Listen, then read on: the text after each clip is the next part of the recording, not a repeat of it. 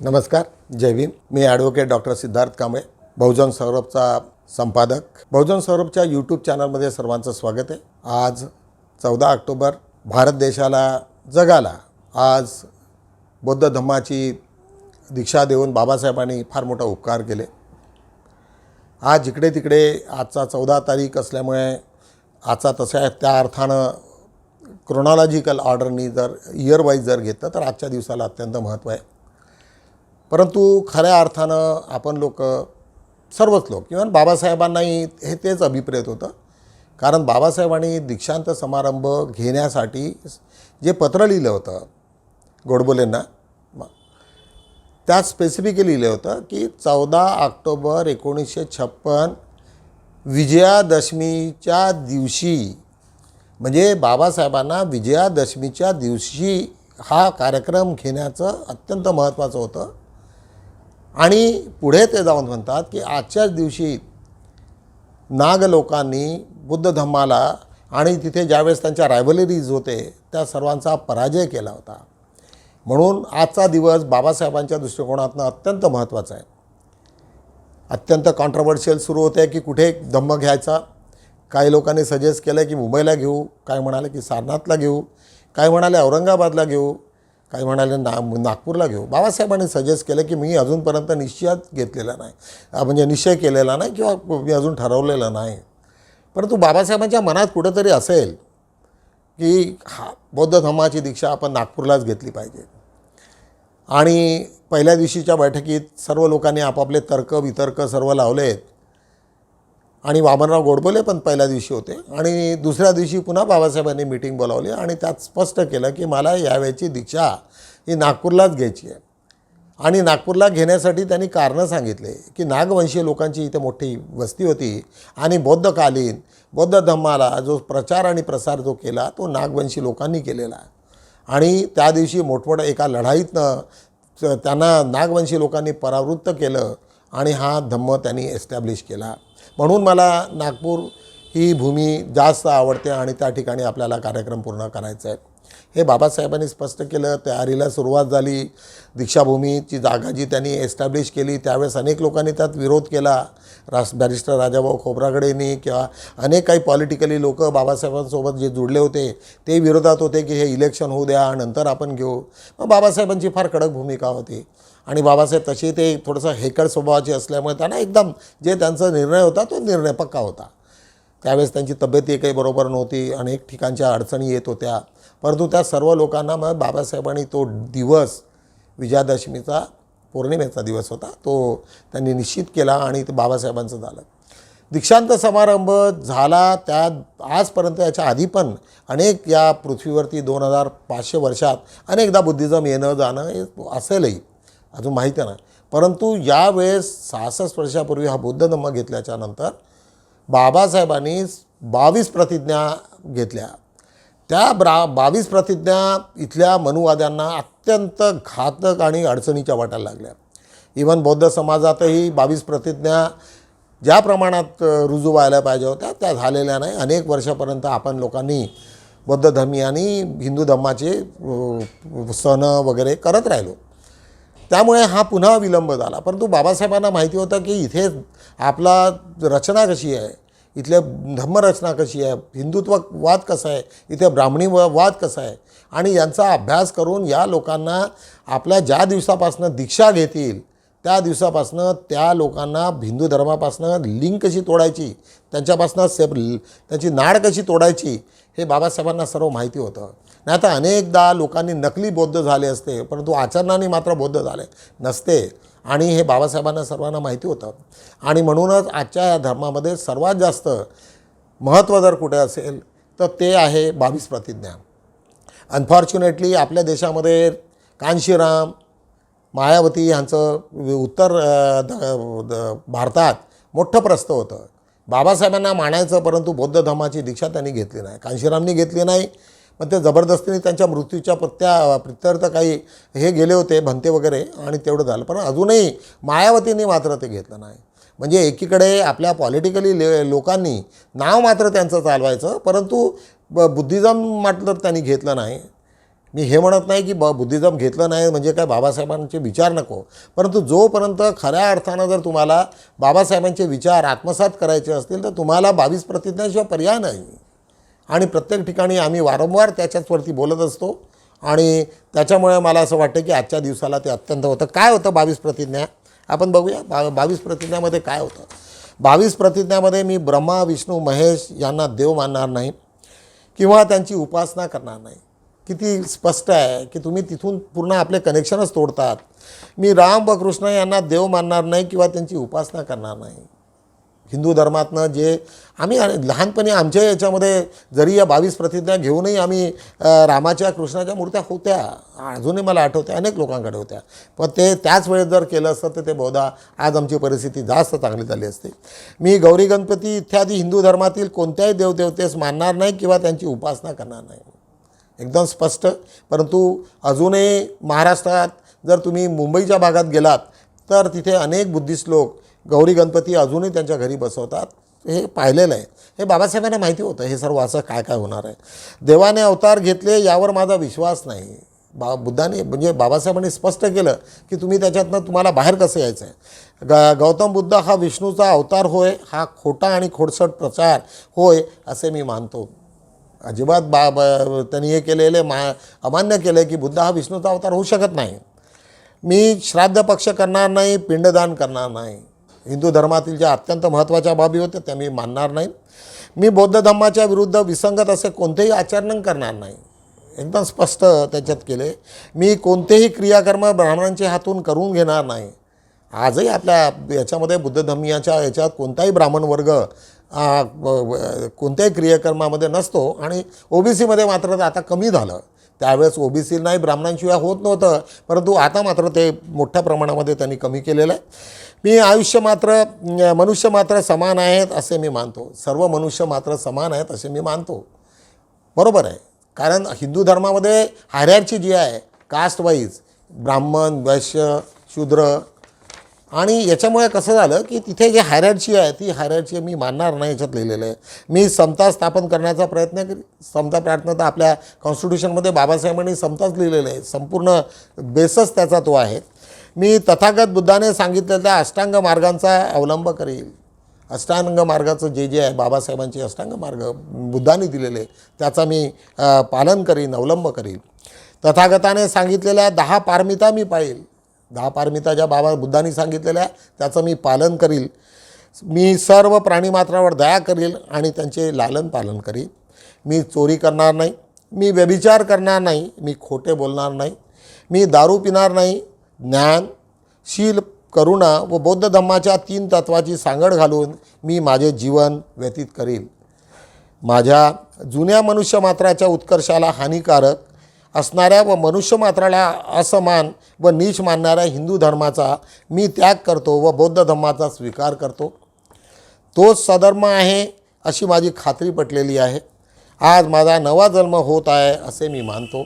इत्तपर मी बुद्धाच्या शिकवणीनुसार वागेल अशी प्रतिज्ञा करतो. या संपूर्ण दीक्षांत समारंभामध्ये इतके काही हे करून ठेवलेले पॅरामीटर्स लावून ठेवलेले आहेत की त्याच्यामुळे इच्छा असून नसून की लोकांनी आता 22 प्रतिज्ञावरती जास्त जोर दिला आणि जिथे जिथे 22 प्रतिज्ञा आल्या तर तिथे नकली बुद्धिस्ट जे कोणी झाले असतील त्यांचा तिथेच ते थांबतील. कारण त्यांच्या घरातले अजूनही देव त्यांच्या डोक्यामध्ये आहेत. म्हणजे इतक्या मोठ्या प्रमाणामध्ये त्याचं हे होतं आहे. आत्ताच आमच्या एका फॅमिलीमध्ये कोणीतरी लिंबू आणि ते असा काहीतरी प्रकार घडला. म्हणजे लोकांची मानसिकता अजूनही या बुवाबाजीतून निघालेली नाही. हे अत्यंत दुःखाची बाब आहे. भगवान बुद्धांनी सांगितलेला मुक्तीच्या मार्गाबद्दल एक छोटीशी क्लिप अत्यंत कमी वेळेची आहे ते मी तुम्हाला याच्यातनं आजच्या दिवशी त्यांना हे करतो. मला निश्चितच वाटते की बुद्धांनी जे इतक्या सोपी भाषामध्ये बुद्ध धम्म तुम्हा लोकांना आम्हाला समजावला, सांगितला, दिला आणि आचरण करायला सांगितला तो निश्चितच तुमच्या उपयोगी पडणार आहे. बघूया आपण बुद्धाचा धम्म.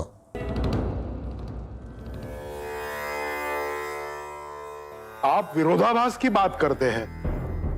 आप पुनर्जन्म को मानते हैं परंतु आत्मा को नाकारते हैं. यदि आत्मा ही ना होगी तो पुनर्जन्म कैसे होगा?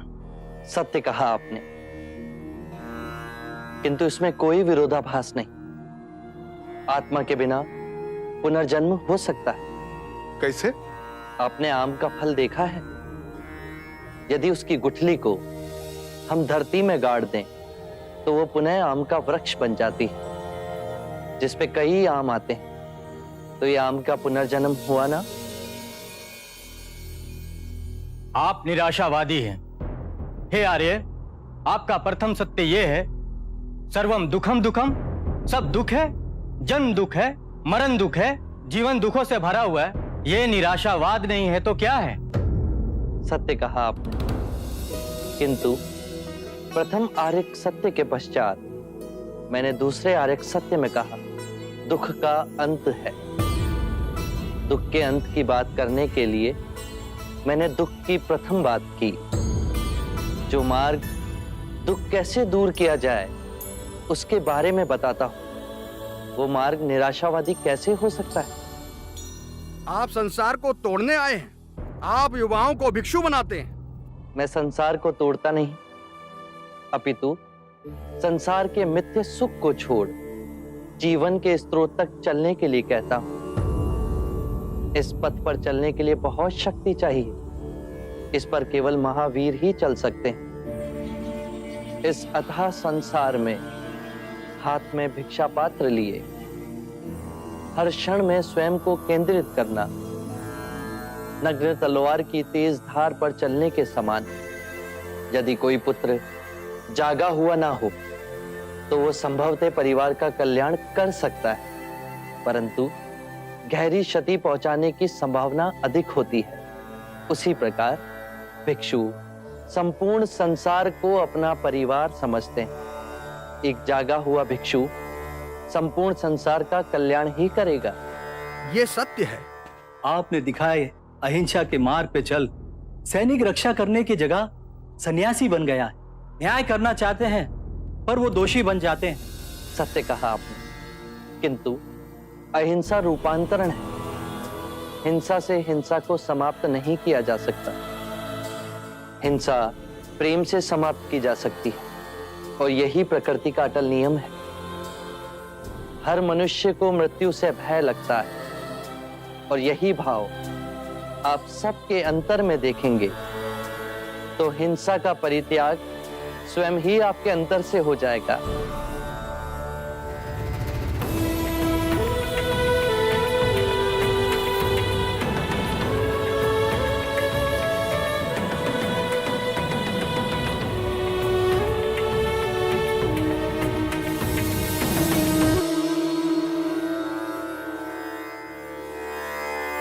यावरून तुम्हाला वाटलं असेल की किती स्पष्ट बुद्धाचे विचार आहेत आणि त्याच्यामुळे खरंच मानव जीवनाचा याच्यातनंच उद्धार होणार आहे। आज बघूया आपण संपूर्ण भारतामध्ये काय काय घडामोडी झालेल्या आहे। घडामोडीमध्ये मुख्य म्हणजे सुप्रीम कोर्टाची एक मोठी बातमी आहे।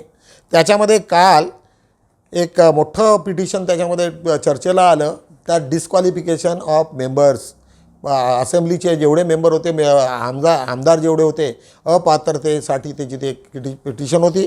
तुम्हा सर्व लोकांना माहिती आहे की जस्टिस चंद्रचूड यांच्या बेंचखाली एक मोठी पिटिशन झाली होती की डिस्क्वालिफिकेशन, आणि त्याच्यामध्ये सुप्रीम कोर्टाने स्पष्ट उल्लेख केला की या सर्व लोकांनी, इवन राज्यपालापासून तर संपूर्ण विरोधी पक्षापासून, हे ज्या लोकांनी खेळ केला आणि ज्या पद्धतीनं हे उद्धव ठाकरेंचं सरकार पाडलं आणि ते किती इल्लीगल होतं, त्याच्यातली कोणतीही बाब नव्हती। आणि त्याच्यामुळे त्यांनी अध्यक्ष जे असतात त्याचं नार्वेकर यांना सांगितलं की तुम्ही ताबडतोब डिसिजन घ्या, परंतु नार्वेकर महाराज मात्र कुठे डिसिजन घेत नव्हते। वारंवार उद्धव ठाकरे आणि शरद पवार हे दोन्ही त्यांच्या मागे लागले, दोन्ही पक्षातलं असं झालं होतं, परंतु ते ऐकायला खाली नव्हते। आणि शेवटी सुप्रीम कोर्टात ते मॅटर गेलं आणि सुप्रीम कोर्टाने स्पष्ट त्यांना सांगितलं की हा पोरखेड करताय कशासाठी। हा पोरखेड हा शब्द वापरला आहे की हा काय प्रकार आहे तुमचा, तुम्ही एवढ्या ज्या वैज्ञानिक पोस्टवरती बसलेले आहात आणि हा काय चाललं आहे तुमचं। आणि त्यांनी तंबी दिली की 2 महिन्याच्या आत जर तुम्ही हा निकाल लावत नसाल तर मग मला त्याच्यात इंटरफेअर करावं लागेल आणि मी संपूर्ण निकाल लावेल। त्याच्यामुळे लोकांना काल मोठा एक हे मिळाला. आणि हे जे आता सध्या टेम्पररी सरकार जे चाललं आहे बिना ऑक्सिजनवरती, यांची नळी कधी त्यांची काढून घेईल त्याच्याबद्दल काही सांगता येत नाही. कारण सुप्रीम कोर्ट तिथे असल्यामुळे यांनी जर उलटं सिलटं काही त्याच्यामध्ये करण्याचा जरी प्रयत्न केला तर ते पुन्हा ते मॅटर सुप्रीम कोर्टात जाईल. अशा पद्धतीने सर्व अडकून गेलेलं आहे. हे एक महत्त्वाचं मॅटर आज आम्हाला सर्वांना सर्वच चॅनलमध्ये ते सुरू होतं. आज बघूया बहुजन सौरभमध्ये आम्ही काय काय छापलं. खडसे पाठोपाठ पत्नी मंदाकिनी यांनाही जमीन मंजूर. एक पुण्याच्या जवळ एक मोठं जमीन घोटाळ्यामध्ये 2016च्या याच्यामध्ये एक खडसेंना त्याच्यात न्यायालयीन कोठडी मिळाली होती ईडीच्या याच्यात. त्याच्यावरती पुन्हा दोघांनाही जामीन मंजूर झाला. त्याची एक ती बातमी आम्ही लावलेली आहे. एक बच्चू कडूंची बातमी आहे अमरावती वर्धेची. मंत्रालयात गोंधळ आहे. काल मी वर्धेला होतो आणि त्या ज्या पद्धतीने बच्चू कडूची प्रसिद्धी आहे ती अत्यंत जोखमी आहे. म्हणजे जवळपास मला वाटतं की 1 किलोमीटरची तरी तो परिसर असेल, तो पूर्ण गचाकच भरलेला होता. संपूर्ण महाराष्ट्रातले लोक आले. म्हणजे बच्चू कडूंनी ज्या ज्या पद्धतीने आपली भूमिका घेतलेली आहे ती अत्यंत वाखनीय आहे आणि अत्यंत अपिलिंग आहे. त्याच्यामुळे अनेक त्यांचा चाहता वर्ग आज काल आम्ही पाहिलेला आहे. मी स्वतः डोळ्यांनी पाहिलेलं आहे. त्याच्याच खाली आज आम्ही लावलेली आहे शिक्षिकेचे विद्यार्थ्यांना रॉडने मारले. शिक्षिके एक मुंबईची बाब आहे. एका विद्यार्थ्याला एका शिक्षिकेने रॉडनी मारली, ती बातमी आम्ही घेतलेली आहे. मराठ्यांना कुणबी म्हणून आरक्षण देणार नाही देवेंद्र फडणवीस. एकीकडे सर्वीकडे तेच चाललेलं आहे की ओबीसीचं आरक्षण मराठ्यांना द्या, त्यांना एक प्रमाणपत्र द्या आणि त्यांना ओबीसी बनवा. हा जो प्रकार आहे त्याच्यामुळे ओबीसी मात्र अत्यंत दुःखी आहेत. आणि आता इलेक्शन असल्यामुळे त्यांच्या लक्षात आलं की हा ओबीसी वर्ग जर आमच्यापासून जर गेला तर आमचे हाल होतील. आणि त्याच याच्यावरती आज पुन्हा देवेंद्र फडणवीसांना हे करावं लागलं, उत्तर द्यावं लागलं की मी अशा पद्धतीचे कोणतेही प्रमाणपत्र देण्यासाठी मी करणार नाही. भूमी अभिलेख कार्यालयाला सकाळी कुलूप, रात्री उघडे. एक रत्नागिरीची बाब आहे. छोटी तिथली बातमी आम्ही आज घेतलेली आहे. आज 5-4 बघूया आपण काय काय लावलेलं आहे. ऑल इंडिया स्टुडंट फेडरेशनतर्फे कर्नाटक केंद्रीय विद्यापीठाचा निषेध. कुलगुरू बट्टू सत्यनारायण यांची त्वरित हटवण्याची मागणी. ABPचा मोठा वर्ग तिथे सक्रिय झालेले आहेत आणि त्यांना ज्या पद्धतीचं फेवरेटिझम आहे त्याच्यावरती ही बातमी आहे. 4थ्या बुद्धिस्ट थिएटर फेस्टिवलमध्ये भारतीय रंगभूमीच्या नाटकांचे प्रयोग. एक नागपूरची बातमी आहे. वीरेंद्र गणवीर म्हणून आमचे मित्र आहेत, त्यांनी याच्यात पुढाकार घेऊन याच्यावरती मोठा एक रंगभूमी तयार केलेली आहे. त्याच्याच खाली आज आम्ही घेतलेली आहे सिक्कीम पूरग्रस्त हजारो कुटुंबांना पुनर्वसनासाठीची गरज. दी प्लॅटफॉर्मने, आमच्या इथे एक मोठी संस्था आहे प्लॅटफॉर्म म्हणून, त्यांनी कलेक्शन करून त्या लोकांना मदत पाठवलेली आहे. ती बातमी आम्ही घेतलेली आहे. आंबेडकरी पक्ष संघटनांनी किमान समान कार्यक्रमावर तरी करावे कार्य. मच्छिंद्र कांबळे यांचे एक हे आहे. अनेक त्यांनी ते सजेशन दिलेलं आहे की कमीत कमी जर तुम्ही पक्षांबद्दल नाही काम केलं तर त्याच्यावरती किमान कार्यक्रम जो होता तो तरी तुम्ही पाळा, अशा पद्धतीची ती बातमी आहे. मिलिंद कीर्ती आमच्या नागपूरचे आमचे मित्र आहेत. ह्यांना मुंबईत साहित्य संघाचा पुरस्कार घोषित झालेला आहे. अत्यंत आनंदाची बाब आहे. कॉंग्रॅच्युलेशन. त्यांना आम्ही बहुजन सौरभकडनं कॉंग्रॅच्युलेशन दिलेले. पुन्हा आज राजुरा येथे झाला नाही संत असा विषयावर व्याख्यानातून जनजागृती.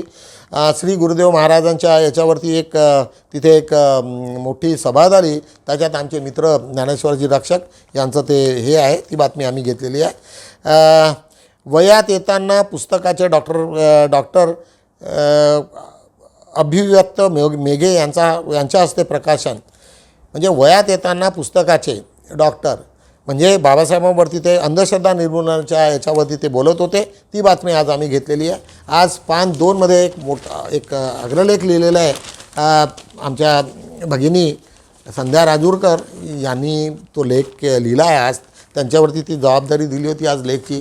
तसं लेख सहसा मुख्य संपादकांनीच लिहायचे असतात की ते आम्ही सर्व जे चांगले लेख असतात किंवा कधीकधी संध्या राजूरकर या लिहित असतात. त्यांनी अत्यंत धम्मचक्र प्रवचन दिन व धम्मक्रांती समजून घेताना काय काय गोष्टी होत्या, अत्यंत जुने रेफरन्सेस, म्हणजे सुरुवातीपासनं याची जी भूमिका होती बाबासाहेबांची, अनेक दिवसापासून त्यांचं स्वप्न होतं ते कसं जवळ, आणि त्यांच्या प्रायोरिटी होत्या की सर्वात पहिले संविधानामध्ये सर्व आपण टाकून नंतरच आपण धम्मदीक्षेची हे घेतली पाहिजे. आणि हेच प्रायोरिटी प्रायोरिटी कशाला द्यायचं या संबंधातनं दीक्षांत समारंभ हा थोडा लांबणीवर झाला त्याच्याबद्दलची माहिती तुम्हाला याच्यात दिलेली आहे. याच्याच खाली 14 ऑक्टोबर की अशोक विजयादशमी अत्यंत महत्त्वाचा आणि माझ्याशी थोडासा त्याच्याशी संबंध असा आला होता की एक दिवस मी एन जी कांबळे, आमचे कासारे साहेब, असे अनेक लोक, आम्ही गोळघाटे सर वगैरे दीक्षाभूमीला गेलो. वसंत आपले हे होते त्यावेळेस, गानार साहेब होते, नाही गानार तर नव्हते, गवई साहेब होते, फुलझले साहेब होते, रासो गवई स्मारक समितीचे अध्यक्ष, आणि हा विषय चर्चेला आला.